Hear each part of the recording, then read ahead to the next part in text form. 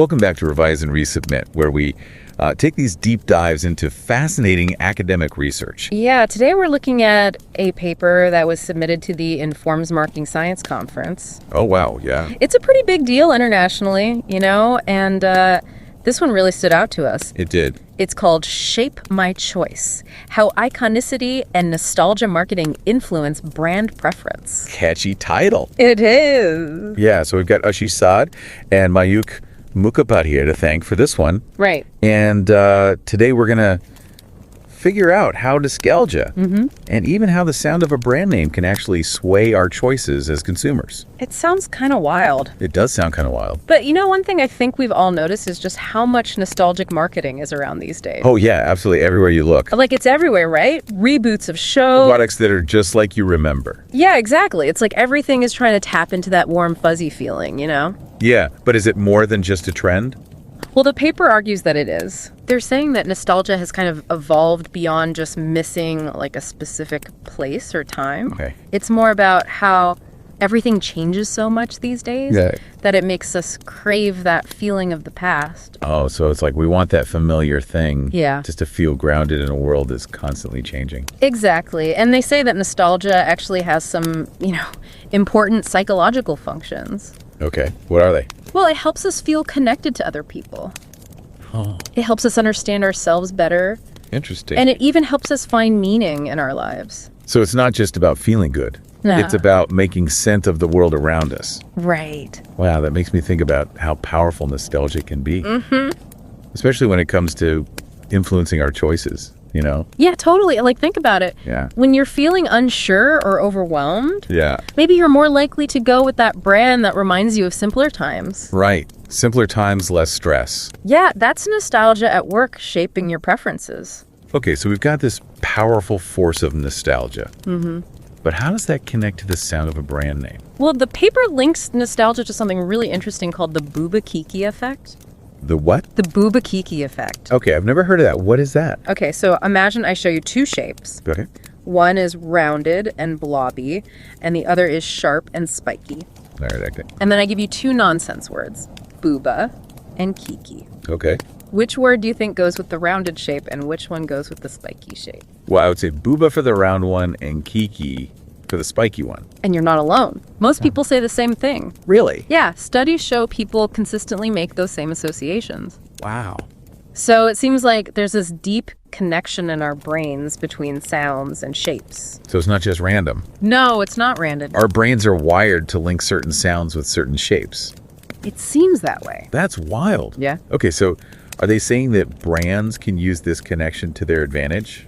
Exactly. They call it iconicity. Iconicity. It's the idea that the mental images we have, they have qualities that influence how we think.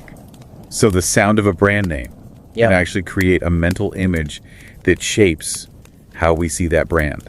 That's what they're suggesting, and that brings us to their big research question. Okay.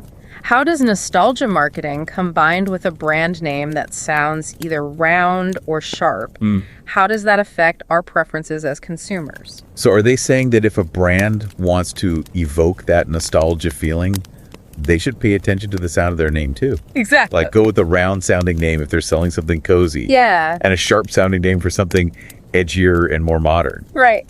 They actually propose an experiment to tell this. Okay, how would that work? Okay, so imagine you're watching a commercial with kids playing outside in the summertime.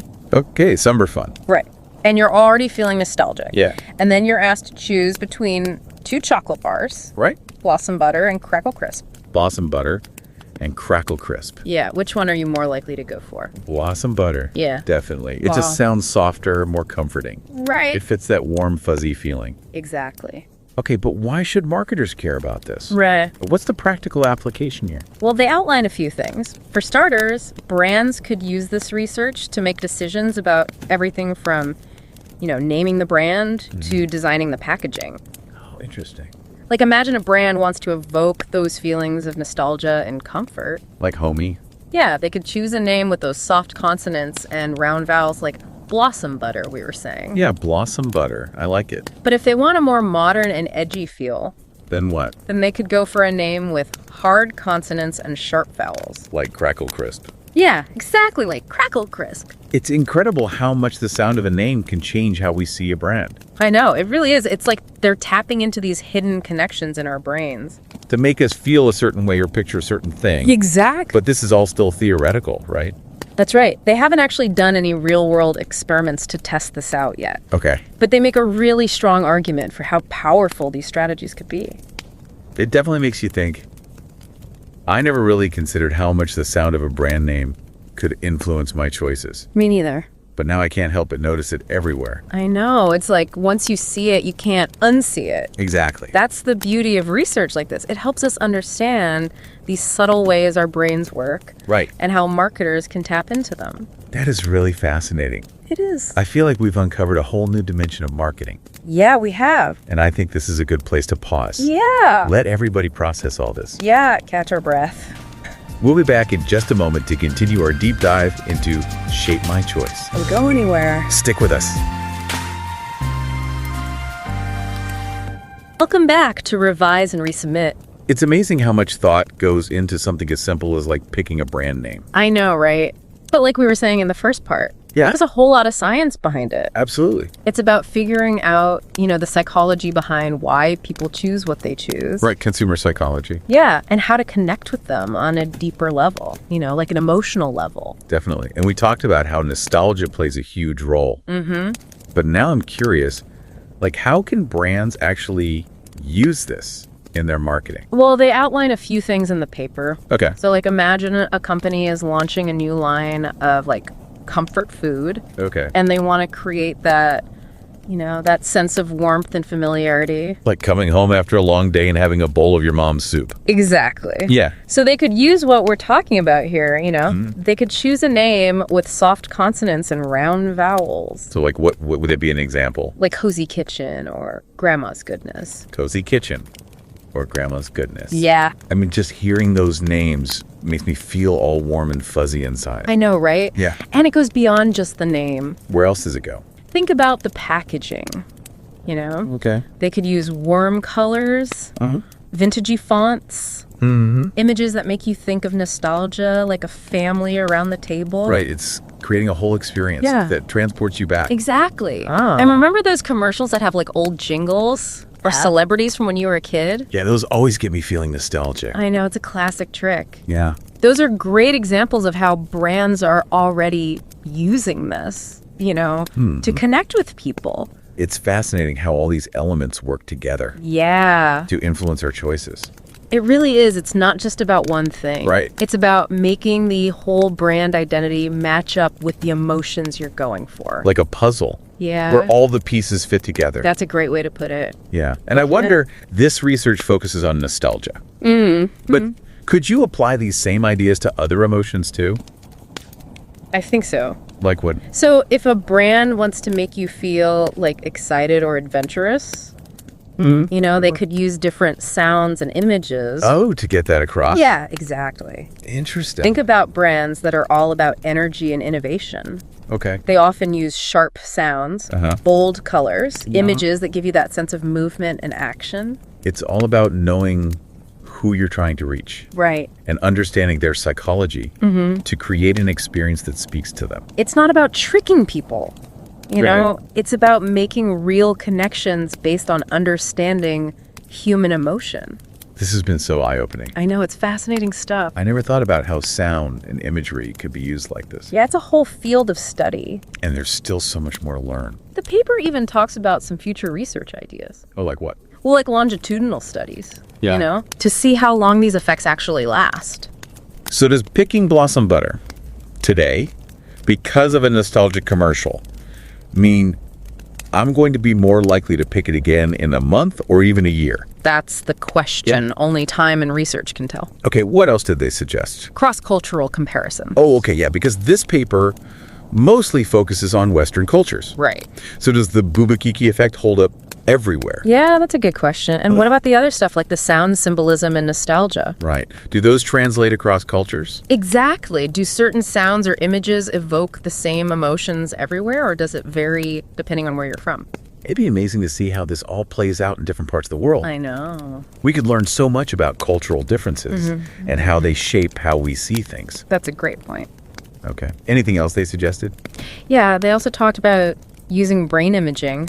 to study this stuff? Yeah, like fMRI, Wow. to actually see what's happening in the brain. Imagine seeing which parts light up. When someone hears a round brand name versus a sharp one, That'd be so cool. it would be like peeking inside the consumer mind. Yeah. We could actually see how nostalgia and sound symbolism are processed.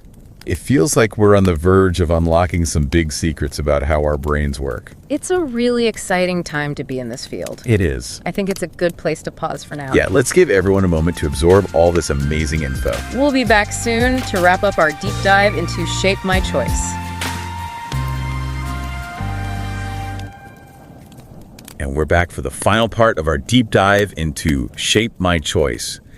How iconicity and nostalgia marketing influence brand preference. It's been quite a journey, It has. Exploring all this psychology of nostalgia and the power of sound symbolism. Yeah, it's like we've uncovered this secret language that marketers use Yeah.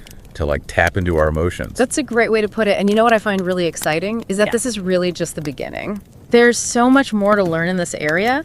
And the paper even suggests some really cool ideas for future research. Oh yeah, what kind of stuff are they talking about? Well, for one, they talk about the importance of longitudinal studies. Right, to see how long these effects last. Exactly.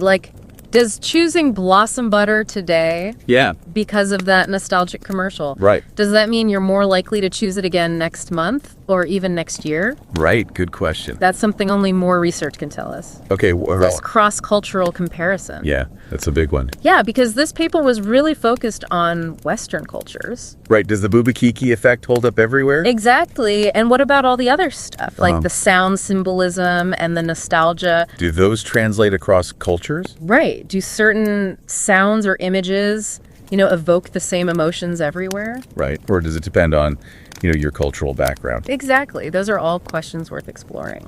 It would be so interesting to see how all of this plays out in different parts of the world. It would? We could learn so much about cultural differences and how those differences shape how we see the world. Absolutely. Okay, so longitudinal studies, cross-cultural comparisons. Anything else they suggested? Yeah. They also mentioned using brain imaging techniques. Really, to study this? Yeah, like fMRI, Wow. to actually see what's going on in people's brains. Imagine being able to see which parts of the brain light up. When someone hears a round brand name versus a sharp one, That would be incredible. it would be like we're looking right into the consumer's mind. Yeah, we'd get to see how nostalgia and sound symbolism are actually processed. On a neurological level. It's like we're on the verge of unlocking these big secrets about how our brains work. It really is. It's a fascinating time to be studying this stuff. It really is. So we've got nostalgia marketing this Bouba Kiki effect, iconicity. It's a lot to take in, but I think the main takeaway here is that the sound of a brand name really matters. It really does. It can make a big difference in how people perceive your brand. So true. So a huge thank you to Ashish Sadh and Mayukh Mukhopadhyay for this amazing research. Absolutely. And thanks to Inform's Marketing Science for putting on such a prestigious international conference. Definitely brings together some brilliant minds. It does. And to all of our listeners out there, thank you for joining us for this deep dive into Shape My Choice.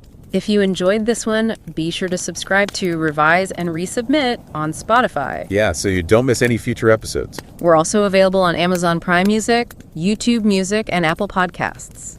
So until next time, keep those brains buzzing and stay curious. See ya.